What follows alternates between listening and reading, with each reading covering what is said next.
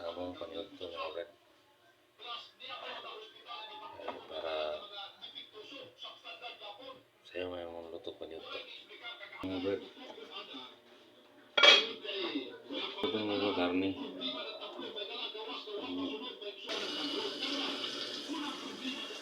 Morning, nagluto tao pagluto. So, akong luto ang bread. Karne.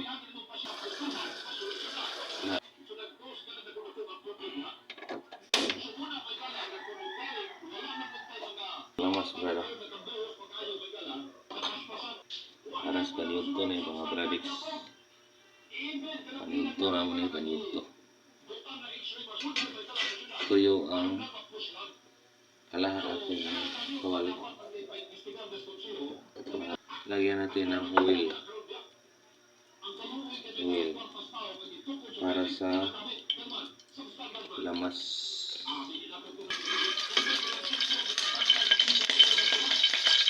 Lagyan natin ang ahos. Yan.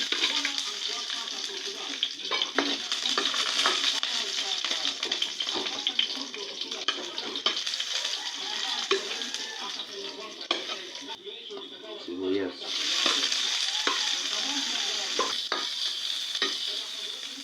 Kanin.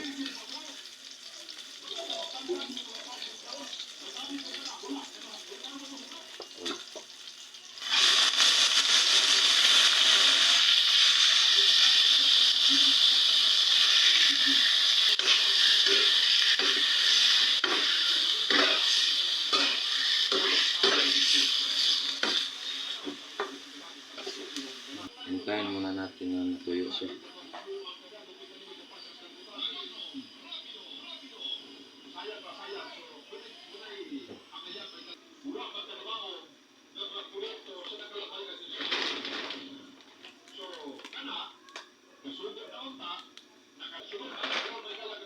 Okay. Haluin na naman natin.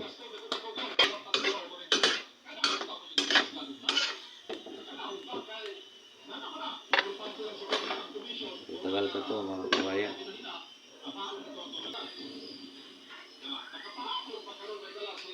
Ito yung mga kabayan at saka suka.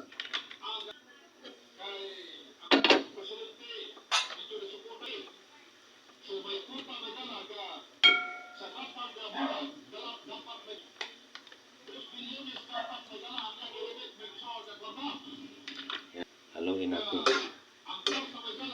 Yan. Tapos takpan muna natin ito. Yan, takpan natin. Hintay-hintay muna tayo mga kababayan.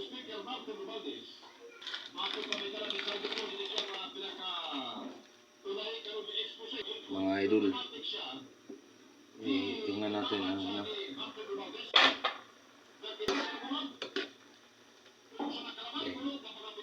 tapos tikman natin.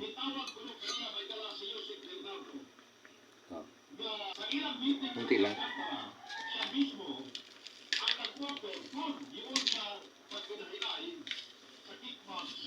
Haluin na naman natin.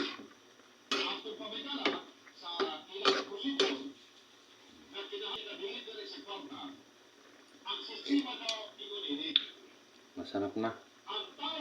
Lagyan natin ng suka na kunti lang. Para may maasim-asim naman. Haluin na naman natin. Maasim-asim na, masarap na. So, takpan natin mga 1 minute lang. Yan. Ayan, mga idol, dito sa bahay, pag nandito ako magluto, ang anak ko, siya naman magluto pag wala siyang online class ngayon. May online class siya, so ako naman ang magluto.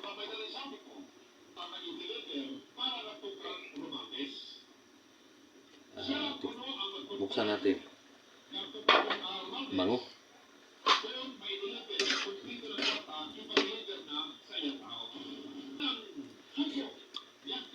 ayos na. Ayos na, ayos.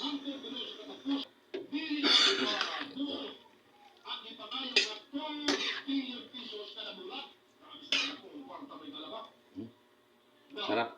Sarap to mga kabayan. Tingnan nyo tong luto ko. Pag kayo makatikim dito, ewan ko lang. Kasi hindi man ako chef, pero noon tinuruan ako ng ama ko. Lahat ng alam ng tatay ko tinuro sa akin. Kasi yung tatay ko marunong yan magluto. Kahit anong klaseng luto. Ulam. Tak pa natin. Pugasan muna natin ito.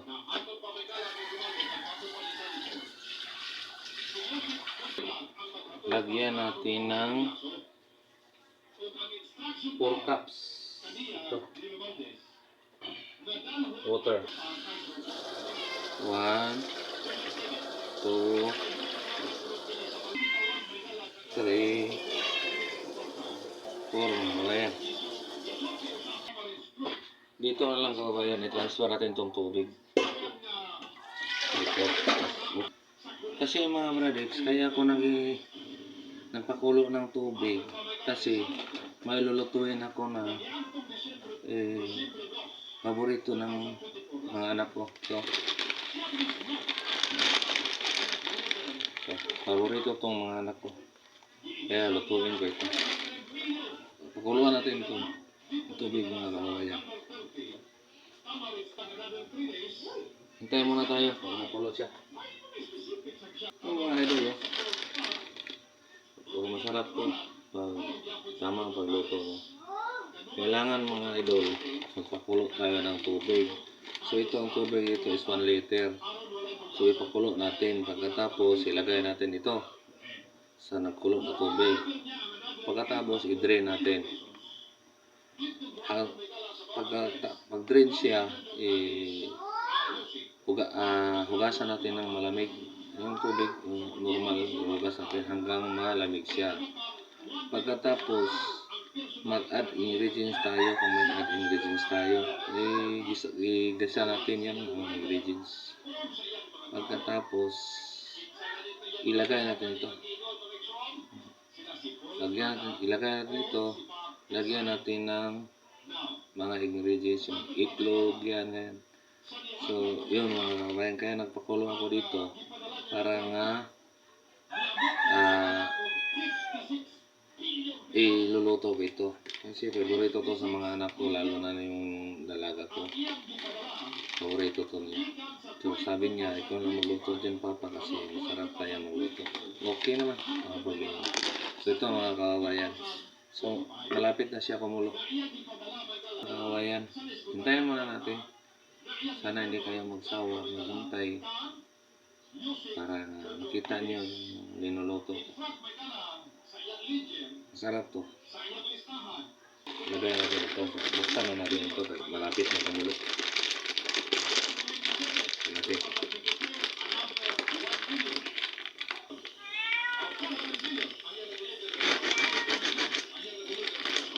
So, malapit na. Muntik na lang. Siguro mga 60 seconds lang. Kulo na ito.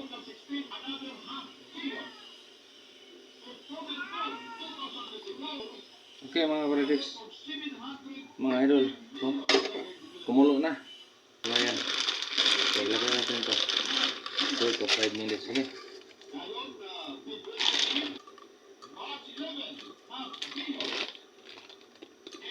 Takpan natin.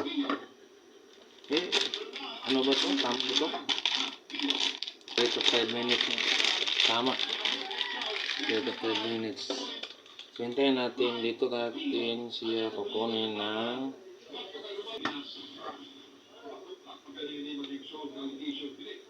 ito sa mga kababayan.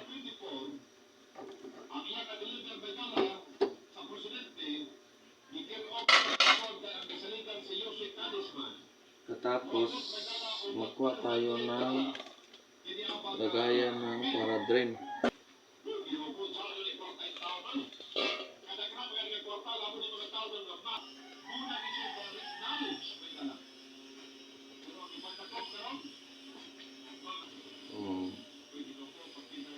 to pagluto ko, tama ba to? O kung hindi to tama, comment lang kayo para kung sunod, may tama ko naman.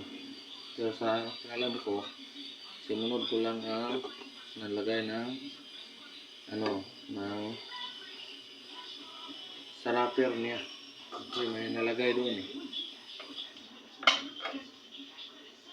Yan mga kulabayan. Diba talaga eh.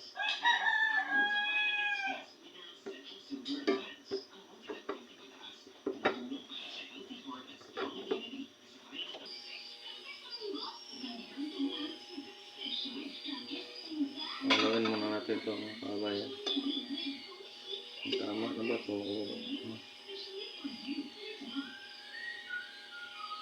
Kulabayan dito. So, ano ko na? Again ko na. Ito. Yan.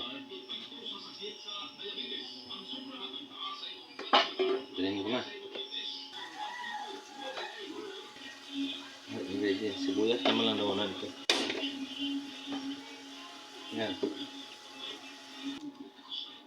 So, oil.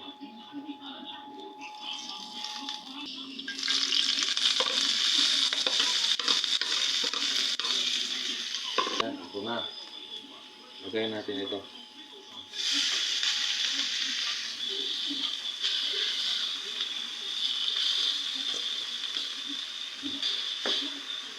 Lagyan muna natin ng tubig, kunti. Yan. Haluin.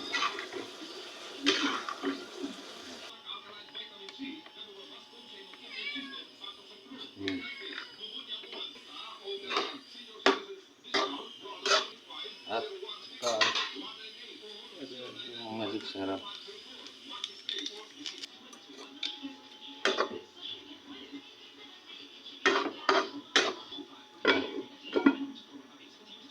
Habis na.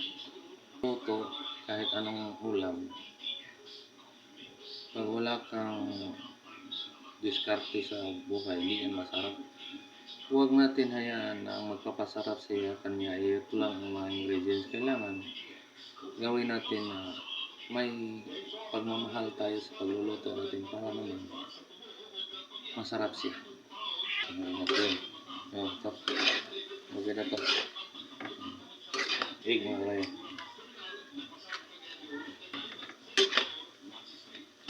Haluin.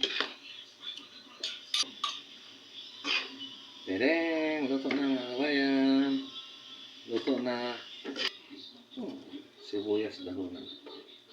Sa ibaba. Ito.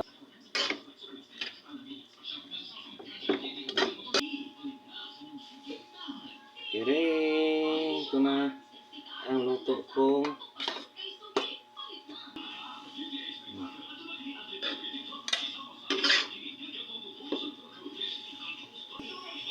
Ang kabayan, mainit.